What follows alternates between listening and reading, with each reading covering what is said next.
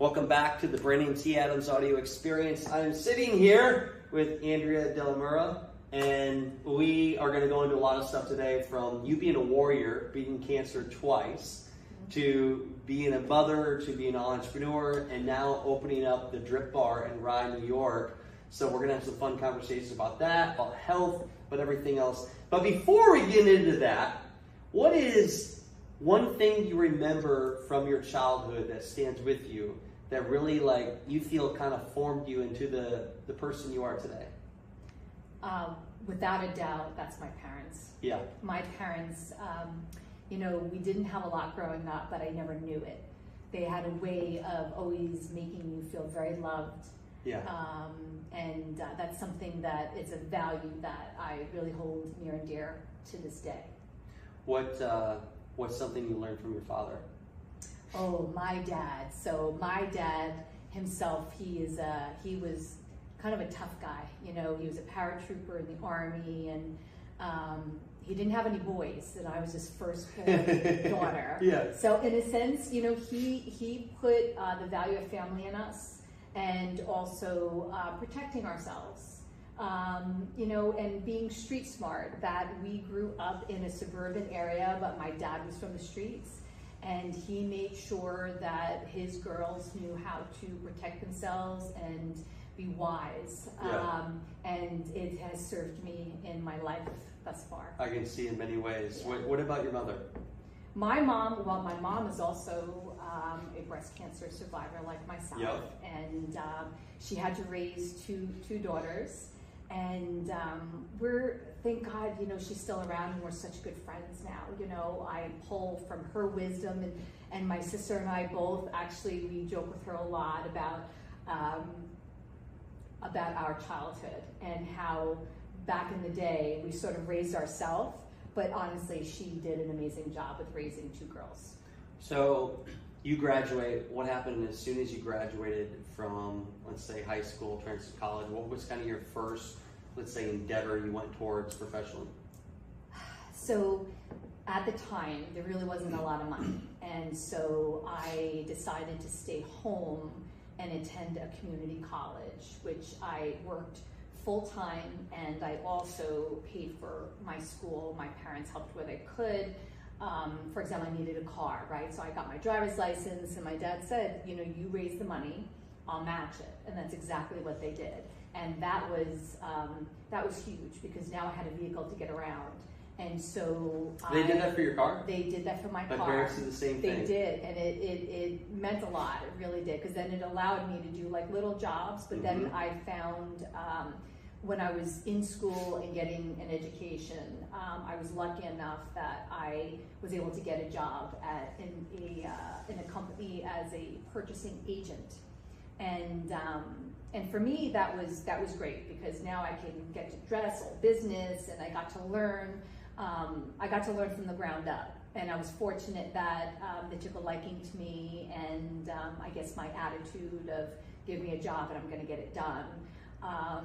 I graduated with an associate's degree from the community college, and I was proud of that. But now I had an opportunity to really work and grow in the company. And at that point, I just went with it, and I became a buyer. I was the first one to sort of bully the people around me that even didn't report to me, and just to say, we got to get this done. And I was lucky enough to travel to Europe and to Switzerland, and as a young girl back then, that was huge. How old were you? I was in my early 20s. Okay. And at that point is when I discovered my first cancer. You were how old? 24. So 24 years old. Can you paint the picture for people listening? The moment where were you when you found out you had cancer, and what went through your head? It was one of those moments where I was rushing around trying to get everything done. And I literally, for whatever reason, I reached up to my breast, and not that I was having pain, but I felt something, and I was like, that's weird. It was a hardening, very, very strange. And so of course I called my doctor and said, hey, I think there's something going on. And I had gone to get it checked out, and the first thing this person said to me was, well, you know, you're so young, maybe it's just a fibroid, let's watch it. And even at 24 years old, that didn't sit well with me. I'm like, well, okay, thank you, but I'm gonna take it to the next level. And I was fortunate enough to come across a doctor who was a female doctor, surgeon, real guru for her time. And she tried to abscess it, and it was a solid mass. I mean, I could tell her concern was like, hey, whatever this is, we're just gonna get it out. So here I am, you know, 24 years old, prepping for surgery, not really understanding what exactly was gonna be happening. And I don't remember too much about the time leading up to it, but I do remember the time of coming out of the surgery.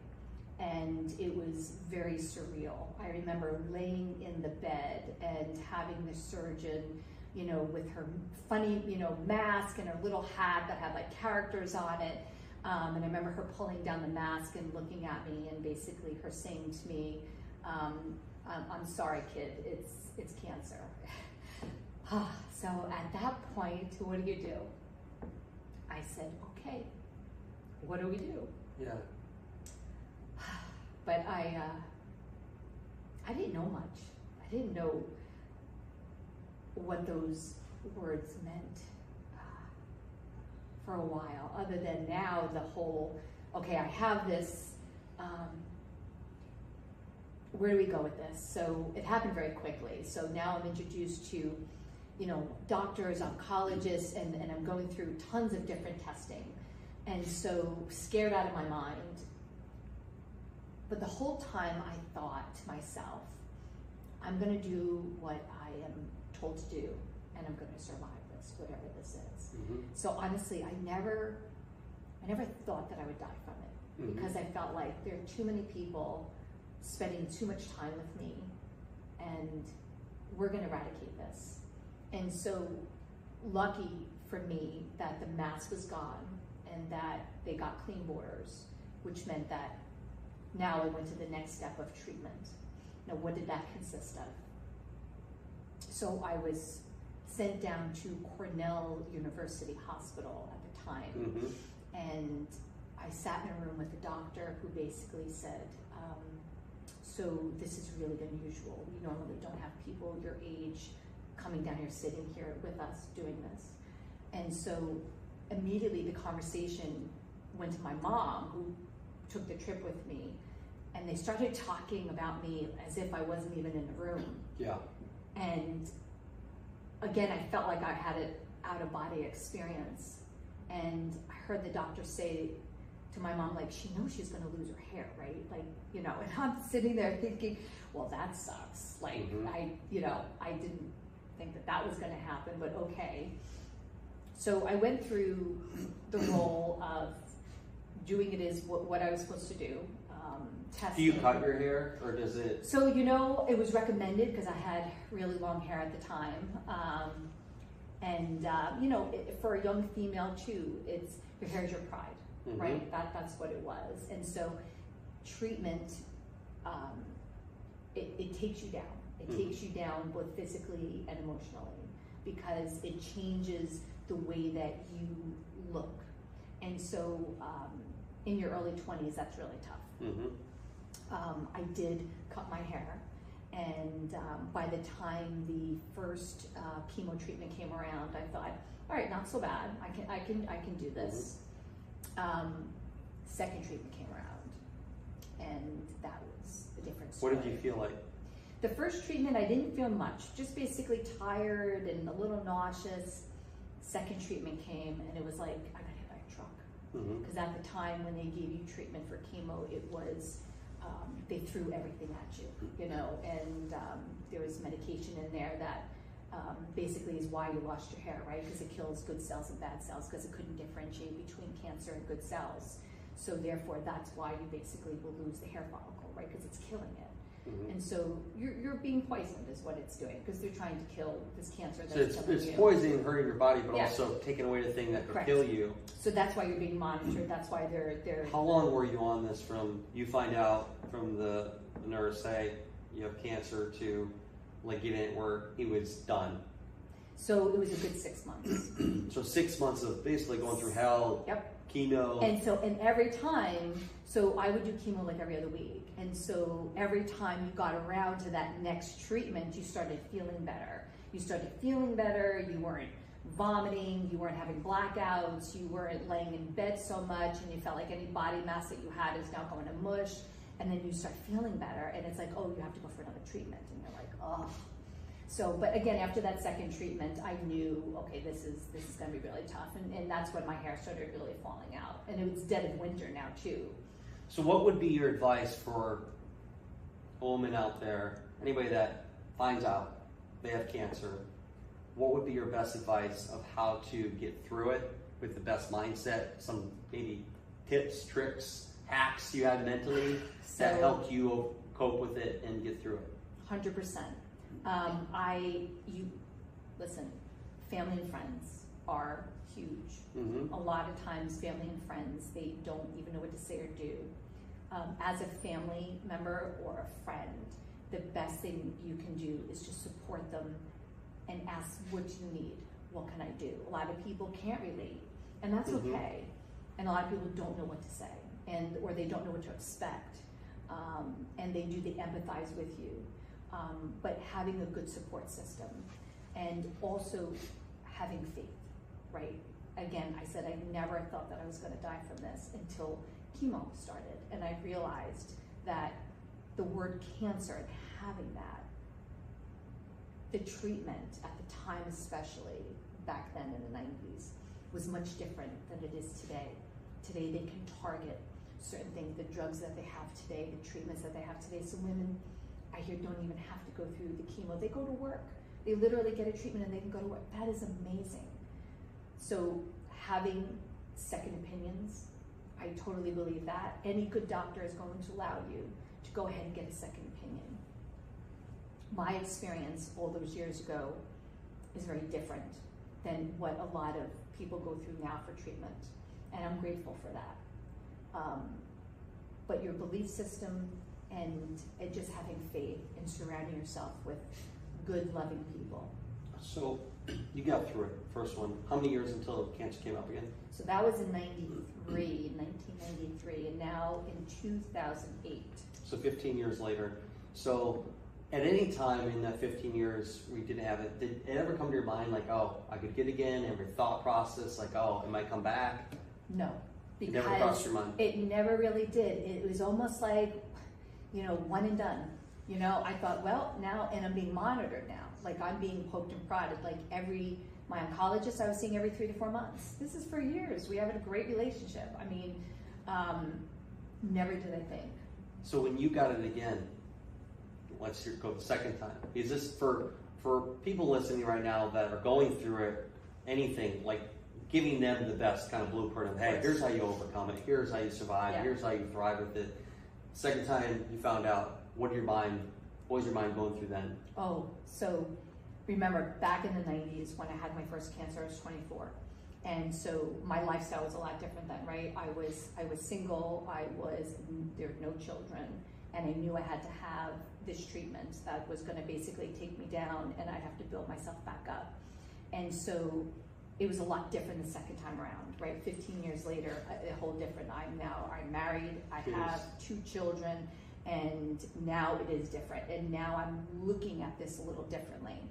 I was really surprised because although the first time around I had a lumpectomy with clean borders, I did not need to have a double mastectomy at the time. This is what I was told.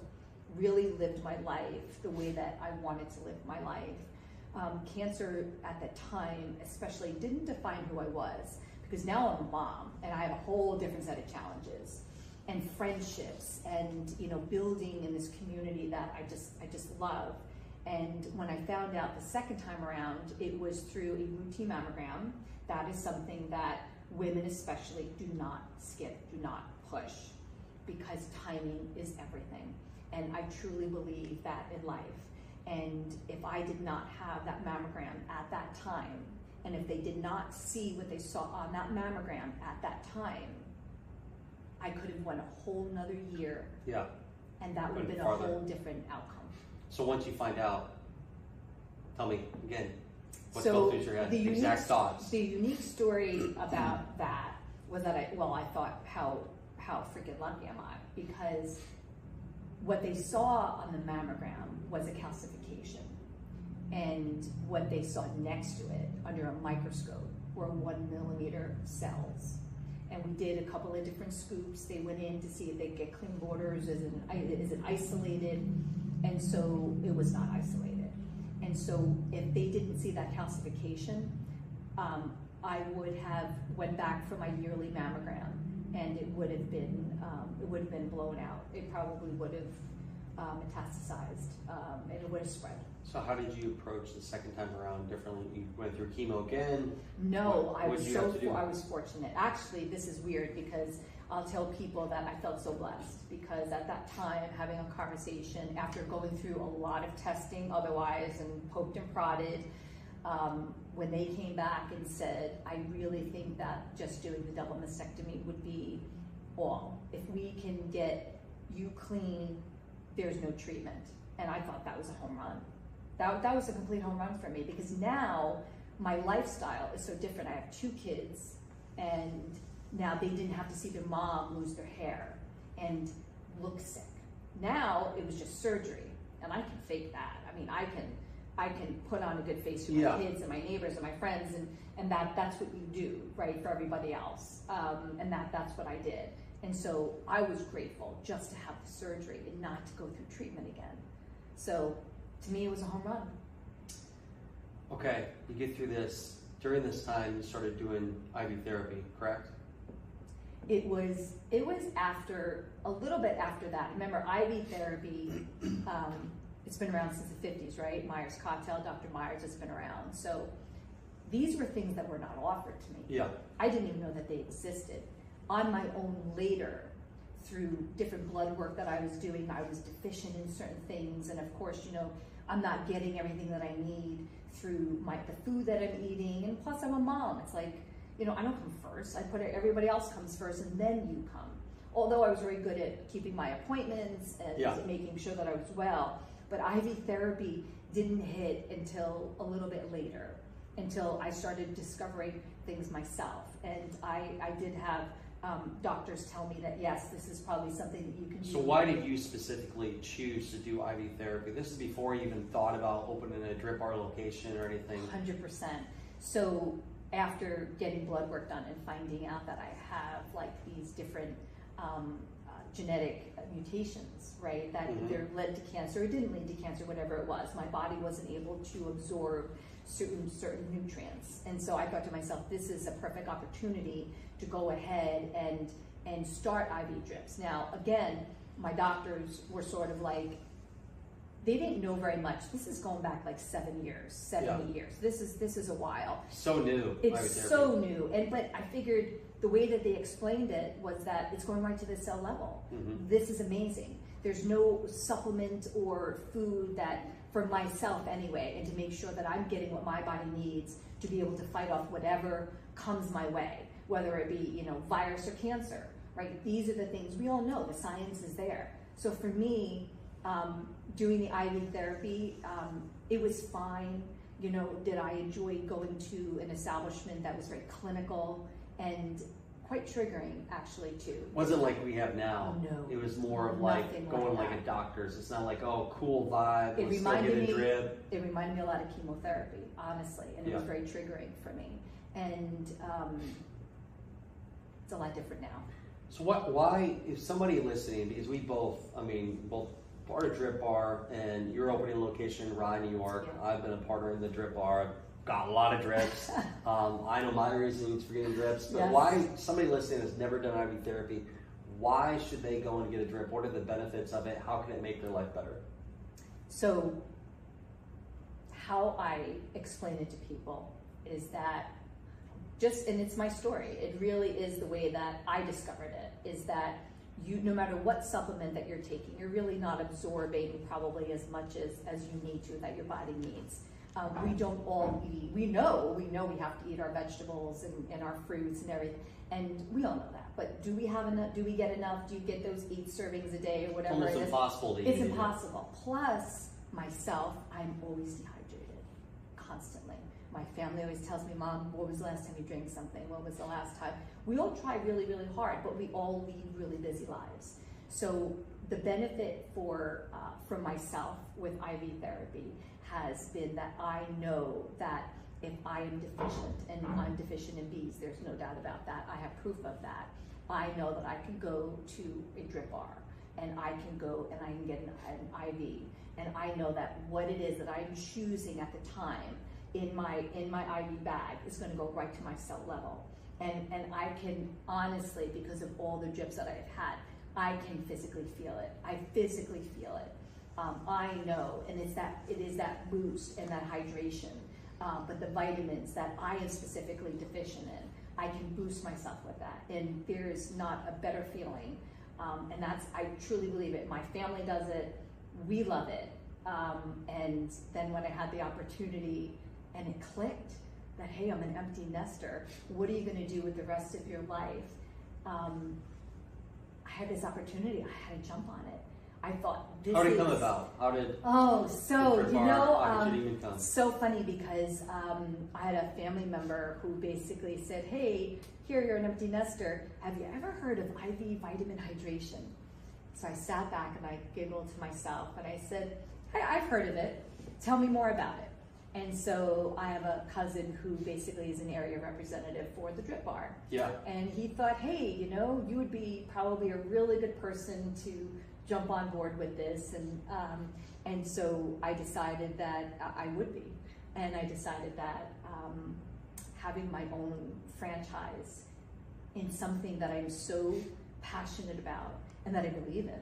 I mean, I believe it. I can sit back and probably retire if I wanted to at this point in my life, but that doesn't feed my soul or my passion.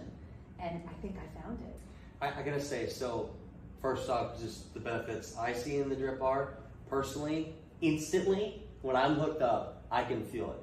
When I get done, the whole rest of the night, like I feel energy, I love the Power Pack, I love the All-Star. I work out every day, so it helps me in my workouts. I feel better, more clarity. And like, I can't even make this stuff up. Like, it is crazy to say. Like, people are like, oh, you look like you're on drugs. Like, who would have known? Yeah. And it's fueling my cells, but it's making me feel better, perform better. I always love to run or work out, like the day, a couple days after doing it too, because it fuels me. So I love that component of it. Never forget though, when I met you, so we're at the Drip Bar conference in Nashville, and there's certain people I see there's meant for some reason why we connected. And I spoke on stage, then we met briefly, and I said, I love your haircut. And then you said, well, there's a story to that, right? And then I got pulled away because I was supposed to take a photo or something. Yes. And later, so we didn't connect that night. Was it the next day? Yes. Next day. And I said, hey, I want to meet before we go to the ceremony. Yeah. And we met and you told your story. Yes. And I knew instantly, I'm like, this person has the biggest why behind why to open her own Drip Bar location and for health and wellness. And that purpose and why is what fuels people to be very successful. Everybody has their own kind of why. And that stood out to me so much. That's why I was so excited about what you were doing and where you're going with the Drip Bar and just everything that's going to happen with the Drip Bar and Rise. So I just want to congratulate you because you stood out instantly. Like, you just like instantly, I'm like, this person is going to do some big things. And even to add to it, you're opening the business with your son, so you guys are doing it together. Are you excited about that? There's no bigger blessing than having Nick knows he's my favorite person in this world, and I am so proud of him for graduating from Providence College with a marketing and business education degree, and to bring him on board from the ground up. We're going to be learning together.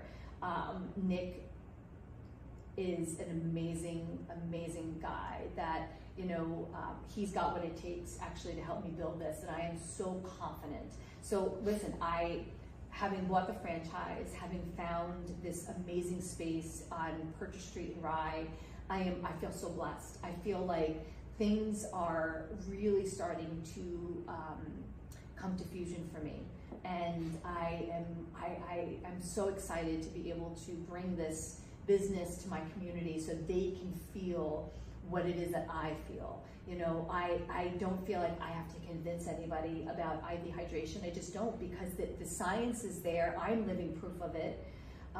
You know, my family does it, and I want to be able to bring this business. I want to be able to open my doors. I want to be able to show people that you can be proactive with your health, not just reactive.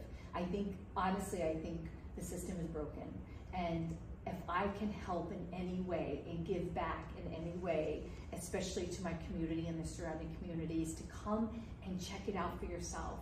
There are so many benefits to this. And I think that everyone has to experience it for themselves. I agree. So I'm looking forward. Maybe I'll be the first trip in your location. I can't Second wait. one, maybe Nick and I'll do it at the same time. That sounds Get great. some photos and videos of that. Yes. So where exactly the location? Where's? So I'm fortunate that I am bringing this to my own hometown. And so it's in Rye, New York, and we're going to be at 20 Purchase Street, which is, it's an amazing location on the street. We get many people, honestly, it's like people will they'll shop at little boutiques that are there. There's many restaurants that are there. It's a community. You know, there are kids walking around this community. I mean, just family after generation have been there in this community. My own kids, you know, they'll get out of school, they'll walk the street, they'll come in, you know, just to kind of check out whoever is there, get their hair cut. You can do anything there. I mean, and it's a very loving community, so I'm really fortunate. So the other thing I love about this is the Drip Bar is opening, locations will be opening soon, and you're writing a book in the process. Yes. So in telling your story, just a few nuggets, like what can people expect when the book comes out? Just some things they can take away, you know, from the book. So for many years, they'll hear my story and say, "Oh gosh, you got to write a book," and I would always cringe about that because it's like, oh, like talking about yourself or you know promoting yourself in any way. It's, you know, for me that's hard, right? Because I've always been about other people and supporting other people.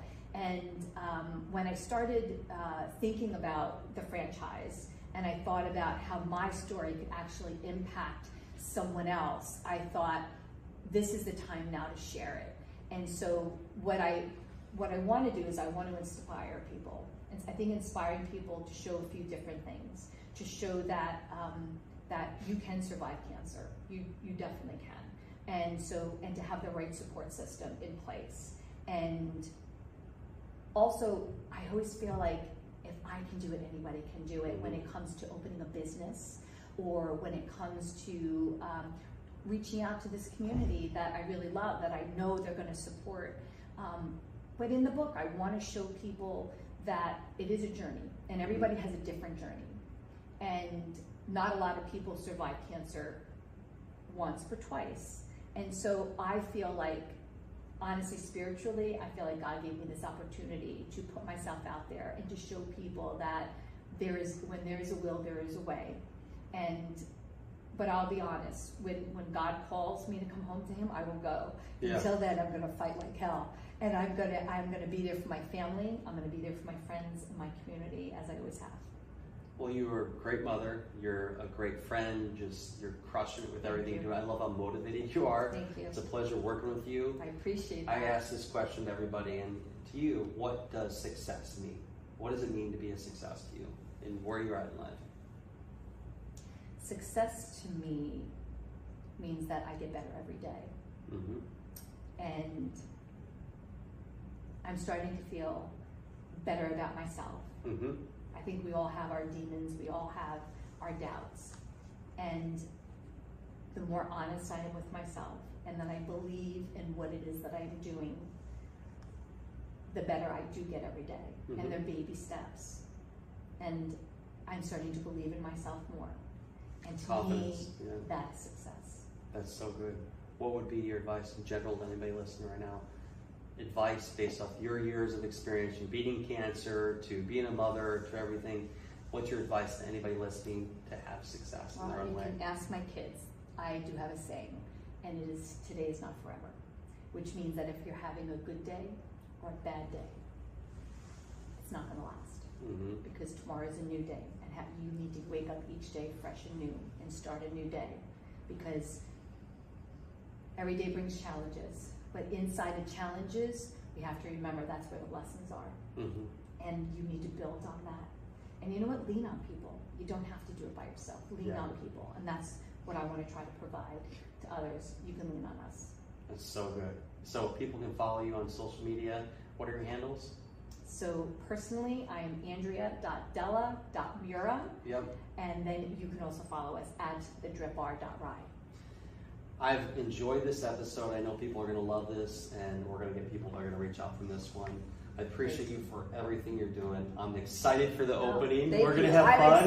We're going to maybe want the PTA drip by then. You just wait. We'll get a lot of content there. We'll do a follow-up episode after the launch, 100%. And we'll bring Nick on as well. Let's do it. And I just want to say congratulations on everything you're doing. Appreciate it. For all of you listening out there, be sure to follow her and come get a drip and ride New York. And here's